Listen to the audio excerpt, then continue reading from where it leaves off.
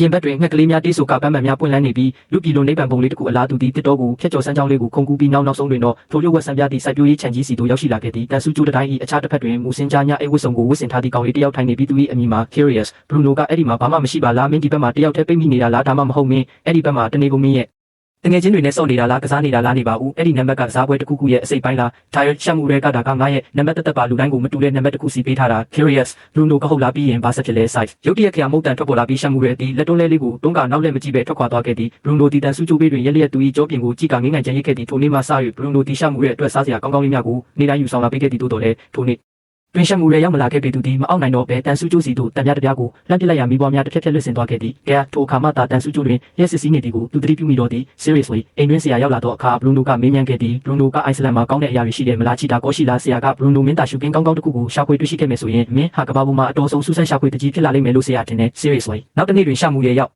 လာခဲ့သည် Bruno ကသူသည်အပဲကြောင့်နေတိုင်းညအိတ်ဝတ်စုံဝတ်ထားရတဲ့နည်းဟုစုံစမ်းမေးမြန်းခဲ့သည်စစ်သားများကသူတို့၏အဝတ်စားများကိုတိတ်ယူသွားခြင်းဖြစ်ကြောင်းရှာမှုတွေကပြောပြသည် Bruno ကထပ်မံ၍သူတို့ရဲ့မိကိုကောင်းတန်ကြီးတွေထဲမှဘာတွေမိရှုနေတာလဲကောက်ရိုးတွေကိုရှုနေတာလားအနံ့ကအရန်နေတာပဲဟုမေးခဲ့သည်ရိုးအလှသောရှာမှုတွေလည်းဘာမှမသိရှာပဲသူတို့ရဲ့အဝတ်ဟေ whispers Bruno၏မိခင်သည်လည်းထိုနည်းတူတန်တရားဝင်နေမိရာစစ်အရာရှိကပြည့်ရပြည့်ပြောဆိုခဲ့သည်စစ်အရာရှိကသူတို့ကိုမိရှုလိုက်တဲ့အခါအနံ့ကပိုတောင်ဆိုးသေးတယ်မဟုတ်ဘူးလား panic မိခင်ကဘာပြောတဲ့အမျိုးသမီးဒီထိုမိကိုကောင်းတိုင်ကအမိုက်ကိုမိရှုနေခြင်းမဟုတ်ပဲလူတွေကိုမိရှုနေခြင်းဖြစ်သည်ကိုချက်ချင်းသဘောပေါက်သွားခဲ့သည် shouting သူမတီခင်မုန်းဖြစ်သူ၏စာကြည့်ခန်းထဲသို့ပြေးဝင်ကအော်ဟစ်အပြစ်တင်ဆွဆွဲခဲ့သည် seriously သို့တော်ခင်မုန်းဖြစ်သူကမူဂယုမဆိုင်ဟန်ဖြစ်ရင်းကိုမိသူပြောပြတဲ့နည်းဟုသာမေးမြန်းခဲ့သည်ထိုနေ့ညစာစားပွဲတွင်အမျိုးသားသည်ထိုစစ်အရာရှိကိုခေါ်ယူခဲ့ပြီးစစ်အရာရှိမှထိုင်မရမရဖြစ်နေကလေးတူတစ်ခုလုံးသည်အသက်ရှူရကျမတက်အေးခဲငြိမ်သက်နေခဲ့သည်မိခင်ကတိုက်ခိုက်ကြပါဦးအမျိုးသမီးသည်ခင်မုန်းဖြစ်သူအားထိုကိစ္စကိုတားဆီးပေးရန်မျှော်လင့်ချက်ဖြင့်လှမ်းကြည့်လိုက်တော့လဲခင်မုန်းဖြစ်သူမှဘာမှမဖြစ်ခဲ့တယ်လို့မျိုးမိသည့်စကားများမဆိုခဲ့ပေထိုအချိန်မှစယူထိုအရာရှိသည်နောက်ထပ်ပဲတော့အခါမှပေါ်မလာတော့ပဲ Bruno ၏ကဘာလေးထဲမှပျောက်ကွယ်သွားခဲ့သည်အမေသို့တော့ Bruno ကိုအံ့အားသင့်ဝမ်းသာစေသည်မှာသူ၏တငယ်ချင်းကောင်းရှာမှုရဲ့ဒီအိမ်တွင်ဖန်ခွက်စေးရန်ဆီလွတ်ခြင်းခံခဲ့ရသည့်အပေကြောင့်ဆိုတော့သူ၏လက်မှသေးငယ်ပြီးဖန်ခွက်ထဲသို့နှိုက်နိုင်သောကြောင့်ဖြစ်သည့်ရှာမှုရဲ့ဒီစားပွား